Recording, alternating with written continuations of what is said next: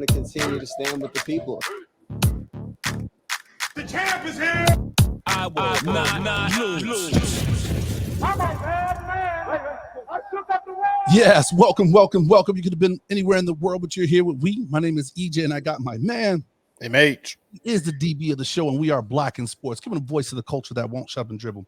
Here today, man, we're bringing you back inside the locker room, but a special edition of the locker room that we're rolling out this season. So I know you're going to be interested and look forward for more of this. MH, you ready to do this? Yes, sir.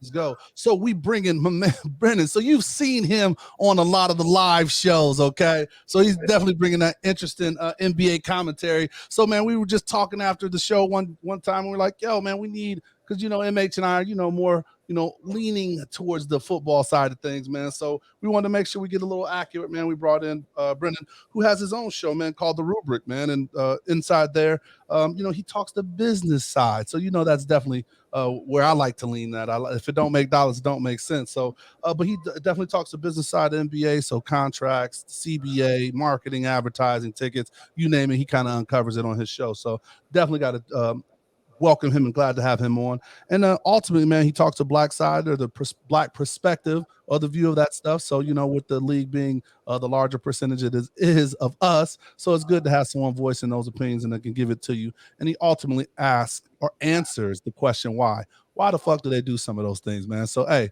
it's great to have you on, man. And thank you, man. I appreciate it big time. Appreciate it. Glad to be here. Absolutely, man. Well, we're going to the appropriate time to bring you in and to launch this first kind of episode of, the locker room, with the rubric. Let's talk a little bit of playoffs, man. The NBA playoffs is kind of, heating up. We're already started into the play-ins, man. So just kind of give me or us, just your early perspective of what you think about what's kind of going on and navigating with the play-ins. Man. First off, I'm glad they moved to this model, man. I think it's brought a lot more excitement to the game from a fan perspective, as well as it keeping teams interested later into the season. However, you're starting to see those that are on the edge, if they're going to have the opportunity, one, to dive and go for the draft or try to make a push to get into the playoffs.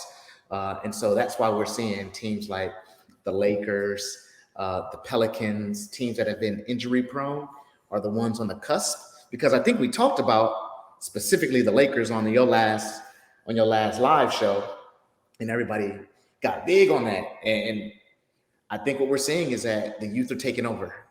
Like, say what you want about these legends in the game, these guys that can't stay healthy or they can't run like these young dudes. You saw the Lakers struggle with a team without Rudy Gobert, and you cringe every time. What was the dude that broke his hand too? It's like, you hit on a lot of things in that kind of your overview, man. There's a lot of things. Even if you talk storylines, and Mavericks are catching some heat, right? I think they're even under investigation, right, for sitting Luka, because they were on that kind of bubble for the play-in, right? They're trying to find somebody to pair with Luka. Then you got Portland doing very similar. They decided to shut Dame down. Those guys that are old, long in the tooth, man, they just gonna struggle to burn with them. Man, they gonna struggle to get that burn long term, man. They are. You talk long in the tooth, man, but there's some people that aren't long in the tooth that still have issues, right? So, like, let's talk Zion, right? Like, your boy just came on and just was like, yo, I'm not playing until Zion feel like Zion, which he's giving me the little feels of Ricky Henderson, man, talking in the third person. But Greg Oden, he feeling like Greg Oden a little bit. Like, bro, I'm not saying his play. But that, how many games has he played yet? What, a half a season over the course of 3 years? 3 years. Bro. He still got it. I think he's in much better shape than Oden. But when you look at purely the number of games that he's available to play, you're looking like, man, I think he's going to come back, but I don't believe it's going to be this year. Agreed on Zion. I'm a little concerned because as a late 30s individual, if I pull my hamstring, I'm probably going to be out for a couple months. But somebody that's 22, 23, I think you should be able to pop back. So I'm a little worried about his healing methods and why his body doesn't heal. Yep. Not necessarily that he's getting injured. So Man, is it his body healing, or is it them dunking Little Debbie's and making Mountain Dew I don't know if it's commercials? that. He wears a lot of heavy clothes on the sideline. I think if he dressed a little lighter, he'll feel a little lighter. You got to get rid of the leather, the Stone Cold vests and the Biggie Timbs. You need to go with the mesh wear a little bit. Yeah, he got to go with athleisure. Is that what they call it? Athleisure. That needs to be his sideline gear. Oh man, yeah, but I think it's more mental, right? He clearly sounds like somebody who's not confident and being able to go out there and go play. Even if the trainer says, "Man, you can do it, you got it," he's like, "Yeah, I don't know." Yeah, they probably messed my guy up, man. They try to teach him how to run again and all that kind of weird stuff. So yeah. I just wish he would get back to Duke Zion, but hopefully soon. We already you the right person to talk about this, about especially the business, and I'm getting us off track, but EJ knows my whole feelings about how the NBA messed this up anyway. Zion was destined to go to the New York Knicks as no one pick, and if it would have been all cool. As we look at it right now, one of your biggest stars would have been playing for one of your biggest market. Everybody's excited. Instead, he's wearing V-necks with the Pelicans on the sideline. So you already messed that up, and we'll go from there. Yeah. You say same thing about Donovan Mitchell? And he was we're good. We get on that piece. We got Jalen Brunson. We get on that piece, and we're going to find out here really quick as we continue this series when the Knicks beat the Cleveland Cavaliers in the first round of the playoffs. But we'll get there. I mean, so we're on the topics, right? So should we clap it up? Should we have a moment of silence? A little hands clap that your Knicks are in the playoffs? Because we did episode almost 2 seasons ago. The title of that episode were "The Knicks Are Back," as you proclaimed. It took a while. Nah, 2 out of 3 seasons we've been in the playoffs. We've been a solid, and not just in the playoffs, not playing in the playing game. In the playoffs, 4th and 5th seed. So that's solidly in the coming playoffs. Out of the East. We will get out of the first round. Mark it. We can book it here. Oh, hey, you gonna give us a Charles Barkley? Is that what he say? Guarantee, yeah. Book it. Knicks will beat the Cleveland Cavaliers, and they'll begin moving on to the second round of the playoffs. They cannot beat that African guy in Milwaukee, so that would be the end of our playoff run. But we coming. In Dion's words, we coming. You think you're good now when you get to Milwaukee? No. We can't beat that African. We can beat the other African in Philly, but that African dude in Milwaukee, we're not touching him. So once they're the 5th seed, Milwaukee's number 1 seed, I believe. So once we beat the Cavaliers in 6. Oh, so you think they're beating the Cavs? Oh, yeah. You can guarantee that. He put the Charles Barkley on that. Yeah. Oh, okay. Your Cavs, bro. So B we can is put a little. Not live on the airways, but we can put a little friendly joint on there. All right, we'll do that. We're gonna have to do that.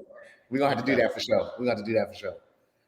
Cavs going away with that. Yeah. Push-ups only. But yeah. We can talk. Gentleman's bet. All right, so we had to jump on that because we can't get through a lot of episodes anytime we talk basketball without talking about the Knicks. Thanks, MH. But let's go back to a little bit of the play-ins, right? So everybody kind of MH thinks the Knicks are going to just overwhelmingly beat the Cavs. Everybody thought the Lakers were just going to handle, a short-handed team, right? B, that's something you kind of mentioned in your opening, just kind of giving us an overview of the playoffs, as we're starting. That didn't happen. That game had to go into overtime. And that doesn't bid well for them, as far as, a lot of people thinking because the momentum and they had the best record since the All-Star break and, LeBron and, Mr. Glass starting to play well. And, kudos to the young people. They got people coming off the bench. Shout out to, why am I just blanking his name? Troy Brown Jr. from Las Vegas, What do you give me? What you got? Oh, you can't forget about my Japanese brother, Hachimura. Hashitashi, like they used to do it on Martin. My Japanese brother. So they got a good squad, man. They're putting some stuff together. Even the white boy coming off the bench, they was trying to make him into a star. How are they going to fare, man, in this first round matchup? They're not. They're not going to fare any. Like, we had this debate. They are not getting past any one of the top 5 teams in the Western Conference. So as Ja put it when he was interviewed by Taylor Rooks, who you worried about in the West? My man said nobody. Nobody. Like, definitely not. The Lakers, every time AD hit the ground, he hit the ground about every third play. He had his elbow hurt, his shoulder hurt. Like, they can't keep up with these young boys that can run up and down the court. They're not going to be able to do that with Ja. Now, are they bigger? Absolutely. But they struggled. They had to go to overtime. Like, you're not going to beat anybody like that. You're not. There's no way they get past the first round. Well, ultimately, I agree with you, but let's not kill them too bad right now, right? Minnesota, one would argue, plays better without Rudy Gobert in there. Karl Anthony Towns was a number 1 overall draft choice, and Anthony Edwards was a number 1 overall draft choice, and Mike Conley was a top 5 draft pick. So it's not like they were, just devoid of just talent. They weren't playing a G League team. This is a team that has had multiple All-Stars on them, and had Anthony Edwards. We'll talk, brother, in the offseason. We got to work on your game. We got to get your handle right. But had he had a good game, they would have lost, and they would have been the 7 seed in this playoff. So ultimately, Brannan, I totally agree with you with the Lakers and LeBron being in his Wizard years that they can't win 4 out of 7. But it is exciting for the NBA brand to have the Lakers in the playoffs. I would say that, and LeBron James in the playoffs. Absolutely. And then, I mean, big deal for the Knicks too.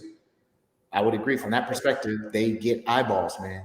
They get eyeballs. Celtics, Knicks, Lakers. Yeah, they get them. They definitely need that. And then, it's the old guy versus the new guy, because they doing everything they can to make John Morant the a face of the league. So, talk about, or what's your thoughts about kind of like the financial aspects of having to play in, man? Like, how have, and you may be deeper into this, but like ratings, numbers, gates at, venues, just having that kind of extra game in the play-in for the NBA format. Well, what they've seen is some of their highest rated games, not for the play-in, for like the last 3 to 5 games of the season have been like the highest, because teams are still engaged. They're still playing their stars. Now, the bottom 3 in each league, in each conference, I get it. They'll start shutting them down. But those, especially in the West, I believe 7 through 11, 7 through 12 were separated by 3.5 games. They had an interest to play. And what they saw was more fan engagement. They saw ticket sales being going through the roof. They're still packed those stadiums out the last 3 games of the season. And they'll continue to see that. And I think that's the big plus. It then makes it very exciting for this first week. Because normally it's just stop playing, we're done, it's over, whatever, let's get it going. So you're going to actually see the NBA do a lot more branding and marketing around play-in activities, leading into towards the end of the season. It's going to be quite a bit. I expect to see some of those bottom teams vying for more talent, and when they do that, that's also building up the draft. So they're also trying to say, hey, how can we start to think about which players are going to land on which teams? It gives them more publicity, more shine that folks are paying attention to, because you're seeing who they can push over the needle. And I'm not talking about 8 seed eventually being a 1. I'm saying 9, 10 seed. How can we get them to be a 6 seed and be more competitive? Because as owners, as these teams go, they're just, some of them aren't always trying to win championships. And that's a big thing I think people miss. They think all these teams are trying to do everything they can to win a chip, and they're not. They want to be competitive enough, sell tickets, Fill out those stands, get eyeballs watching those games, get people buying apparel, merchandise, etc. Bro, that's what the plan is bringing. You know, immediately I saw this, and to your point, shift kind of during the pandemic. And obviously, I think that's when we first got introduced to the play-in kind of style to, you know, finish out the regular season, however they were trying to do that, and then obviously get their playoff teams. But as growing up, I'm a like 90s basketball fan. Is the reason why I like the Knicks, and reason why I still will say Jordan is, you know, the GOAT. We kind of grew up in that era. And one of the things that always excited me about the playoffs was like the floor decals. NBA playoffs, they were painted on the floor, and the finals logo was always painted on the floor. And what I've seen is that has shifted a little bit. And, you know, now the viewer, a lot of us watch the games on TV, and then you have different sponsorships that are located on different parts of the court. And I've really started seeing that, you know, kind of during the pandemic. So to your point, I think they're making a lot of money during this time. It gives an element of the NCAA one game and go home. They always love game sevens. We used to argue that back in the day because it's kind of a win or go home kind of scenario. And you get a little bit more of that with that. You get that March Madness kind of feel to the beginning of your playoff run with the play-in game. So I think they've struck on to something that is good and like you were saying, they keep more teams involved in the game, are involved, you know, competitive for a longer period of time in the regular season. Where I do worry is that they got to do something about this regular season, because a lot of teams like the Los Angeles Lakers, you would argue, probably shouldn't be in the playoff playing game, but because guys like LeBron James, Anthony Davis, other stars around the league are sitting a lot of regular season games, it almost makes the regular season not as important as it should be, right? It becomes an eyesore of games in the middle of February versus now where everybody's in tune and they're actually really competing. That game last night, Lakers and Timberwolves, was a highly competitive game. Like It was like, yeah, this is why I like the NBA. And they got to get some of that back to the regular season, which I don't know the solutions for that right now. Right. And I'm gonna go with Damian Lillard. He was on a podcast with the old man in the three. That's JJ Redick. JJ Redick. Yep. And he spoke exactly about this topic. Is that his point of view is that a lot of these guys are playing too long. He doesn't believe he'll play that long. He said, "Look, my prime years are maybe 8 to 10, maybe 12 max, like playing 20, 25 years, like some of these guys are trying to do, like LeBron is trying to do. Great. It helps them financially. So I can't knock that. Like to be able to spend another 8 years making $20 million, that's life-changing for your third and fourth generation. I get it. But from a fan perspective or from the love of the game, bro, you can't play 82 games in a season and play that long. And Damian Lillard says, look, I'm going to play every game I can. And when it's time for me to tap out, that just means I refuse to sit. So there's two sides of it. And I tend to lean on the side of I want these bros to get their money. And that's what I focus on. It's like, yo, bro, this is one of the few industries where black men and women in WNBA, NBA, where we can shine and we're the product. And there's our opportunity to make money and generate wealth. No, because definitely that's the thing, right? The NBA is a focus on their stars league. Stars, bro. So, let these men eat. Now I get it. The old school cats say like, nah, man, don't sit games. But I get it. Like, but it's not going to change the game, bro. It won't. No, it's a definitely tough spot, man. It's a really tough spot because how do you fix that, right? You know, media deals, which we go back to, control a lot of the decisions of what they need to do, right? Yeah. And then with those media deals, there are the venue games, right? But then you say you're for the fan, you know, and then you got somebody traveling from Sheboygan to come see, you know, whoever play, and that player is on, you know, restricted minutes, or, you know, what's the bad word called? Load management. Load management. Load management. Yes. You know, yes. that affects your product, man, where people are like, yo, I'm not about to pay all this money and I get to the game and such is not there. So that's a really big issue that they've been talking about candidly, and something that they're going to have to find in. So that was a part of what they were negotiating in the CBA. So that's part of a big deal. That was a sticking point.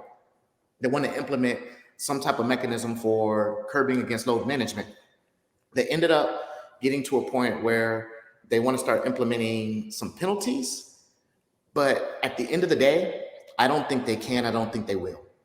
Because as long as you have your biggest stars, at some point in time, John Morant, he's going to be 15, 18 years in the league, and he's still going to be a star. He's going to sit.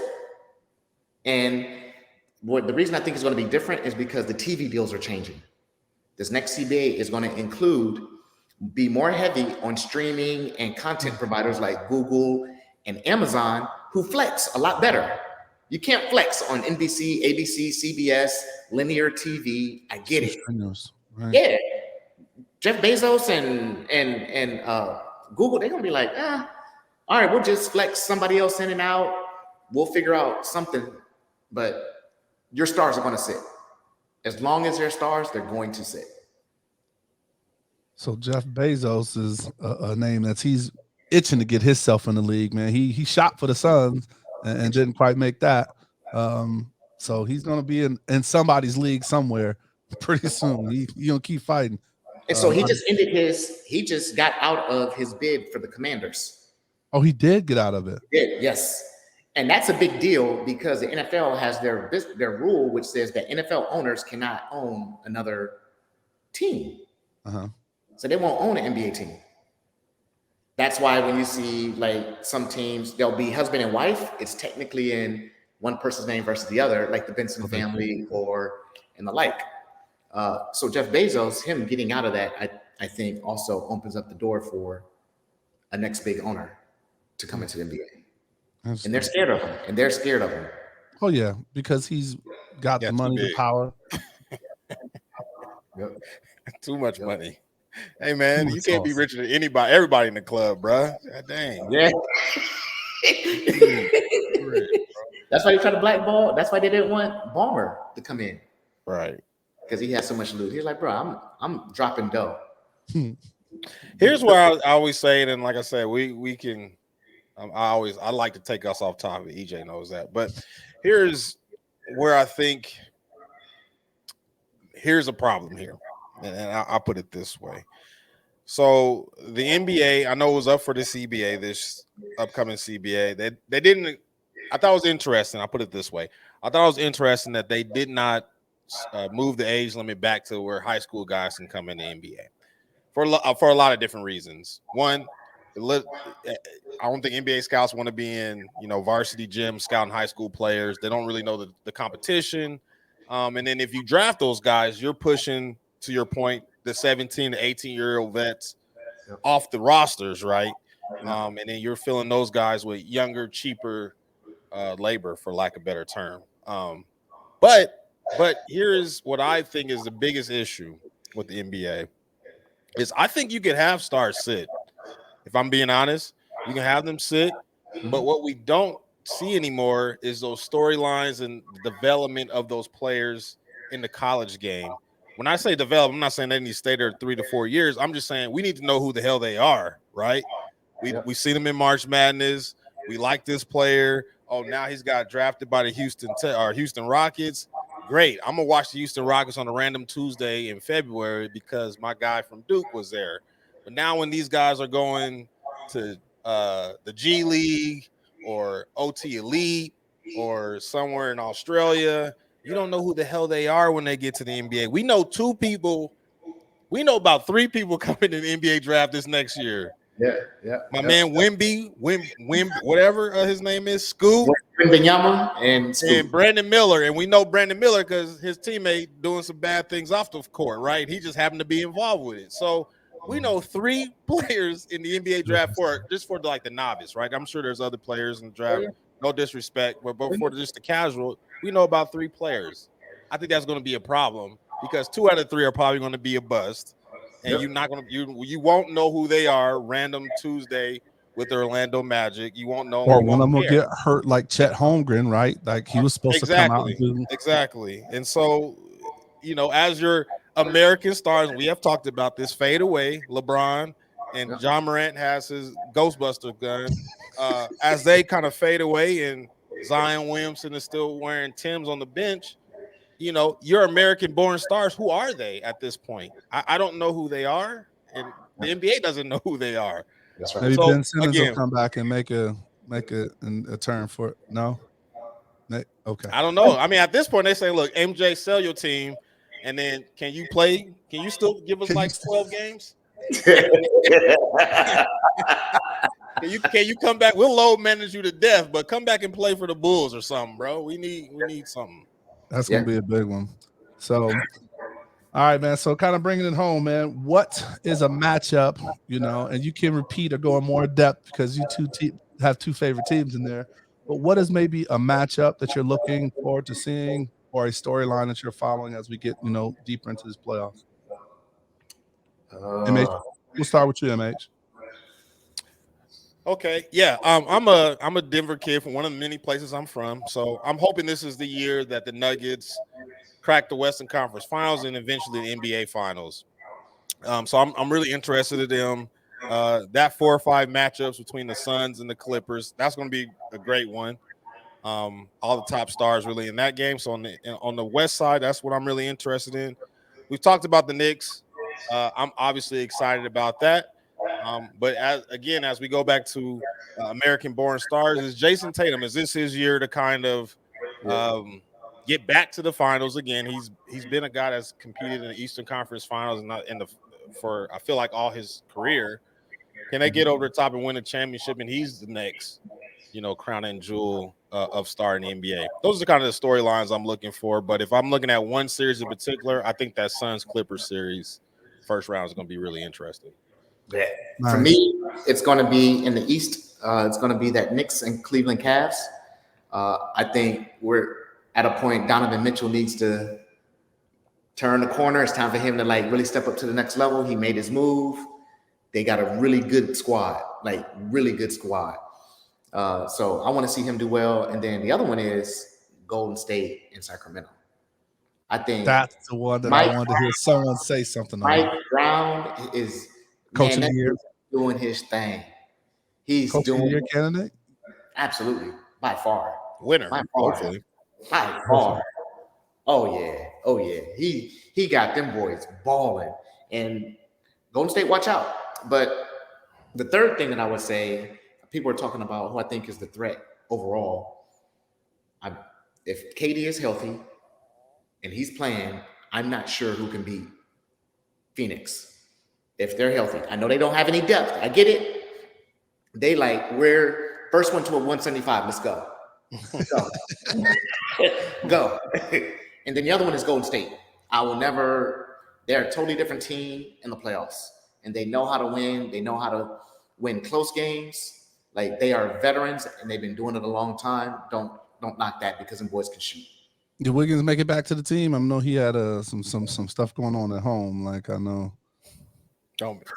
No, we're gonna leave. Okay. Let's not do it. I hear he's back. He's back. To answer your question, he is back. He's back, right? So hopefully he can get some. Man. He was pivotal. He was pivotal in their last championship, man. I was happy to see. Second round. He'll be playing sooner, but second round, I think, is when you'll see him back into the fold. And the way their offense runs, they can slot guys in like it ain't nothing. It makes us go. I'll throw you in there. You can ball. I'll get you a quick 10. I don't think they can have 2 Draymond Greens out there. 2 sorry niggas. So. I love it. Well, hey, man, any final words, man, before we get out of here, man? I definitely love this addition to the show, man. It's going to definitely get us better and bringing the basketball side of things out, and especially this is the time. So we're probably going to have you on a little more as we kind of go all through these playoffs, man. But enjoy having you. But any final words, anything you want to just kind of maybe even do a better job of telling the people about your show? Because I probably butchered a lot of it. But any final words from you, B? Oh, man, yeah. Actually, thank you for having me on. I love what y'all doing, not just the sports side. This is all about the impact on the Black community, and that's what the Rubric stands for too. So everything that y'all talking about matters. Players, front offices, coaches, community, all of that, and that's what I cover. have my radio show on 22.3 Takeover Vegas Radio. That's where I'm at. You can also find me on IG, Twitter, and Facebook at _Rubrick, RUBRICK. So I appreciate it, my man. I love what y'all doing. I'm looking forward to talking more basketball. There it is. MH, you got anything for the people?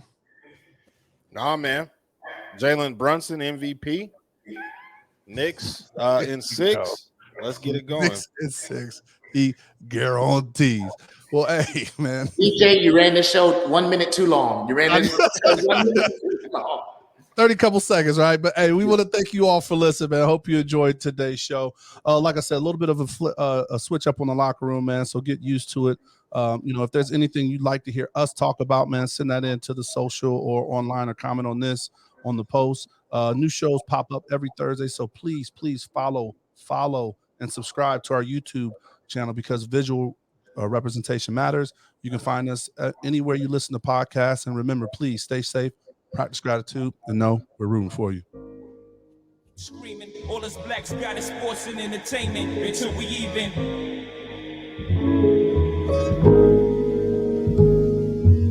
Assuming I'm rooting for everybody that's black. Yeah. Yeah. Assuming I'm rooting for everybody that's black. Yeah. Assuming I'm rooting for everybody that's black. Spent about 2 racks on handmade new rags. Assuming I'm rooting for everybody that's black. That's everybody from sports to college class to rap and back.